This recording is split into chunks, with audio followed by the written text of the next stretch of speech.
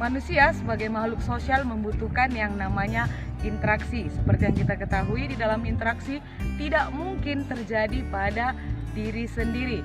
Nah, jadi ketika interaksi ini terjadi, kita pasti membutuhkan orang lain.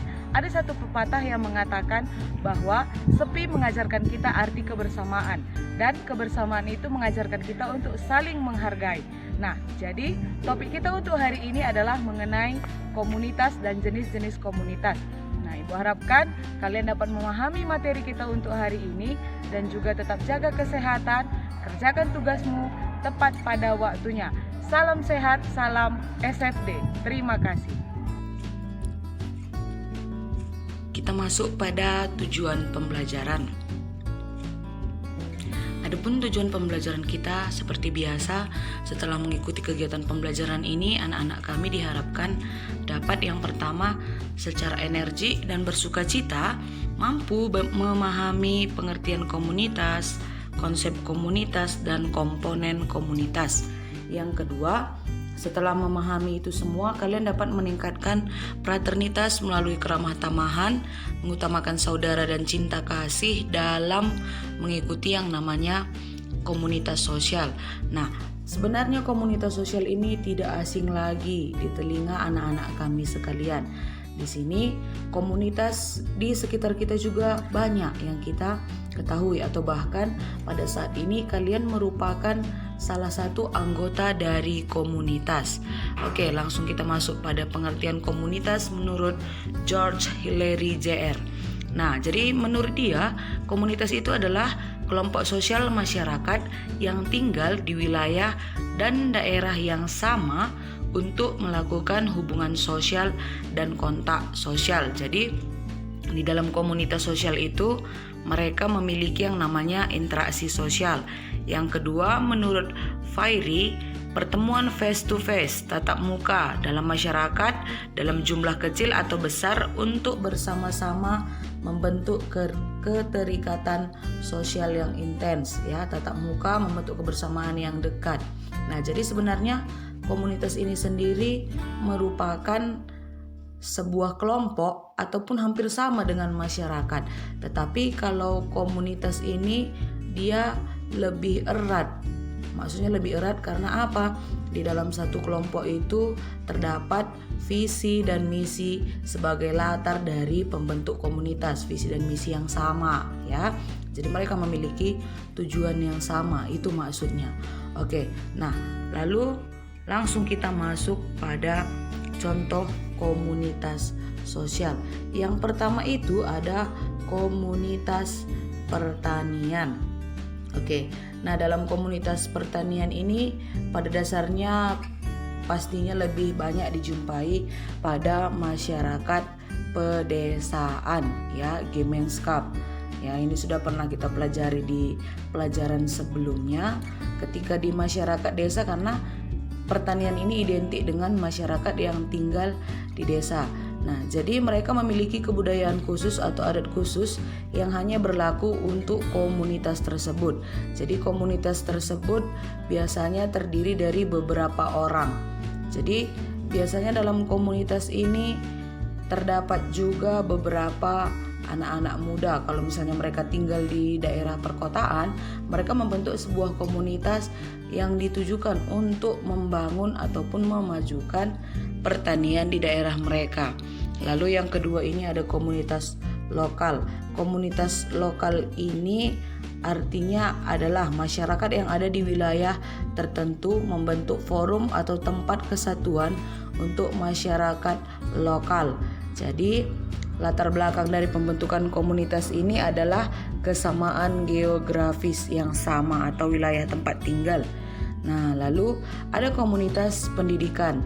Jadi komunitas pendidikan ini sudah pasti tujuannya adalah untuk meningkatkan mutu pendidikan dalam kelompok belajar, ya kan? Nah, jadi yang paling menarik adalah tujuan mereka untuk memajukan pendidikan di Indonesia.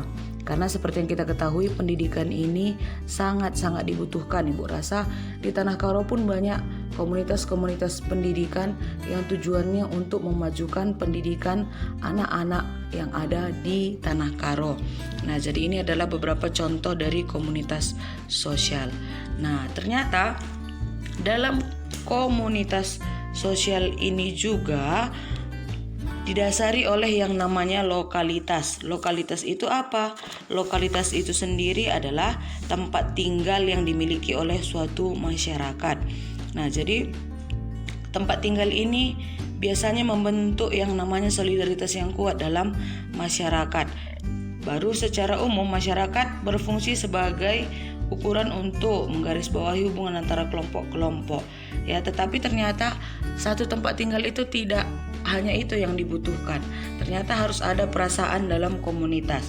Perasaan dalam komunitas ini juga membentuk suatu ikatan yang kuat di dalam masyarakat. Oke, nah lalu apa saja itu? Ada 3 perasaan yang harus dimiliki dalam komunitas: seperasaan, sepenanggungan, dan juga saling memerlukan. Ya, sudah pasti karena seperti yang kita katakan tadi, tujuan dari komunitas ini atau latar belakang dibentuknya komunitas ini adalah memiliki visi dan misi yang sama. Ya, jadi seperasaan. Nah, jadi kenapa kadang orang membentuk kelompok yang sama? Karena mereka memiliki perasaan ataupun hobi yang sama untuk satu kelompok tersebut. Lalu yang kedua, sepenanggungan. Jadi sepenanggungan ini dalam artian dalam komunitas memiliki tanggung jawab yang sama satu dengan lainnya di dalam sebuah kelompok. Baru yang ketiga itu saling memerlukan. Sudah pasti kita saling membutuhkan di dalam komunitas. Kita tidak bisa berdiri sendiri. Kita harus memiliki interaksi yang baik. Ya kan, ketika terjadi face to face, kita memiliki interaksi yang baik, kita membantu yang lainnya.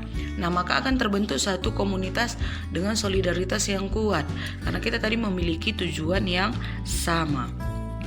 Oke, lalu ada yang namanya konsep komunitas. Yang pertama ini sudah pasti ketika kita memasuki komunitas pastinya harus berinteraksi satu dengan yang lain dan saling mengenal untuk memperkuat yang namanya hubungan. Nah, yang kedua adanya konflik dan managing konflik. Jadi ketika terjadi konflik, kita juga harus bisa menyelesaikan konflik tersebut. Pastinya kalau di dalam satu komunitas sering terjadi konflik, tetapi bukan kekerasan. Karena seperti yang selalu Ibu katakan, konflik belum tentu kekerasan, tetapi kekerasan sudah pasti berawal dari konflik. Ketika terjadi konflik, maka komunitas tersebut juga harus mampu memanage atau mengatur konflik tersebut supaya selesai. Melalui yang ketiga ini, memiliki viabilitas ataupun kemampuan dalam memecahkan masalah.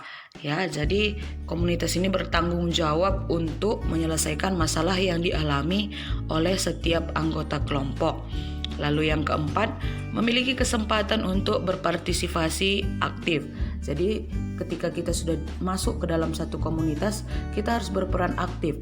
Kita harus mengikuti segala peraturan dan juga mampu menciptakan hal-hal yang terbaik untuk memajukan sebuah komunitas. Lalu memiliki otonomi atau kewenangan dan kemampuan untuk mengurus kepentingan sendiri secara bertanggung jawab. Ya, kita memiliki kewenangan, hak dalam menjadi anggota kelompok, tetapi kita tidak bisa sesuka hati, bisa dikatakan tidak bisa sesuka hati di dalam menggunakan otonomi yang kita miliki. Lalu ada memberi makna kepada anggota. Sudah pasti komunitas ini memiliki tujuan yang bermakna bagi setiap anggota dan juga bagi masyarakat. Oke, lalu adanya heterogenitas. Heterogenitas ini adalah kelompok masyarakat yang berbeda-beda. Jadi, dia tidak hanya satu jenis. Pastinya di dalam satu kelompok sosial itu memiliki masyarakat yang berbeda-beda. Tidak selamanya harus satu pemikiran. Ya, memang satu pemikiran tapi bisa beda pendapat. Perbedaan pendapat inilah yang akan memperkuat adanya komunitas ini. Dari perbedaan pendapat ini akan ditemukan hal-hal yang baik dan yang terbaik dari yang baik. Oke, lalu adanya pelayanan masyarakat dekat dan cepat. Ya, jadi biasanya komunitas ini kan ditujukan bukan hanya untuk kelompok, tetapi komunitas ini berguna bagi masyarakat sekitar. Nah, jadi mereka memiliki pelayanan yang cepat, bahkan bisa dikatakan ada beberapa komunitas yang bersedia menjadi relawan, ya, yang mampu membantu masyarakat. Contohnya komunitas pendidikan itu. Tidak harus di dalam komunitas pendidikan itu bisa dikatakan harus memiliki bayaran atau hal lainnya, karena ada beberapa komunitas di tengah-tengah masyarakat yang mampu menjadi relawan. Oke, lalu distribusi kekuasaan merata. Oke, di sini ada sedikit salah ketik yang Ibu buat ya, harusnya distribusi kekuasaan merata. Jadi setiap orang berkesempatan untuk menyatakan kehendaknya dan menyatakan pendapatnya. Di sini bukan distribusi kekayaan ya, tetapi distribusi kekuasaan. Oke, lalu ada 4 komponen kompetensi dalam komunitas. Yang pertama, mampu mengidentifikasi masalah. Yang kedua, mampu bekerja sama secara rasional. Yang ketiga, mampu mencapai kesepakatan bersama. Yang keempat, mampu menyepakati cara mencapai sasaran. Jadi sudah barang tentu di dalam sebuah komunitas itu kita harus mampu untuk beradaptasi. Kita tidak bisa membawakan diri sendiri, karena dalam komunitas itu tadi yang diciptakan itu adalah kebersamaan, nasib sepenanggungan, seperasaan. Jadi kita tidak hanya bisa membawa masalah kita harus mampu memahami apa kebutuhan dari sebuah komunitas tersebut.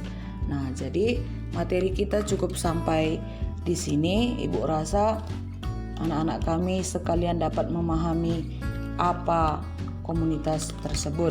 Jadi satu hal lagi, nakku, jangan malas mengerjakan tugas, terlebih-lebih kamu sekarang sudah kelas 3. Ingat bahwa tujuanmu sebentar lagi akan pada tempatnya masing-masing. Nah, jadi selamatkan dirimu sendiri. Bisa dikatakan tujuanmu masing-masing itu pasti berbeda. Jangan terlalu malas dalam mengerjakan tugas dan tetap ingat jaga kesehatan. Terima kasih.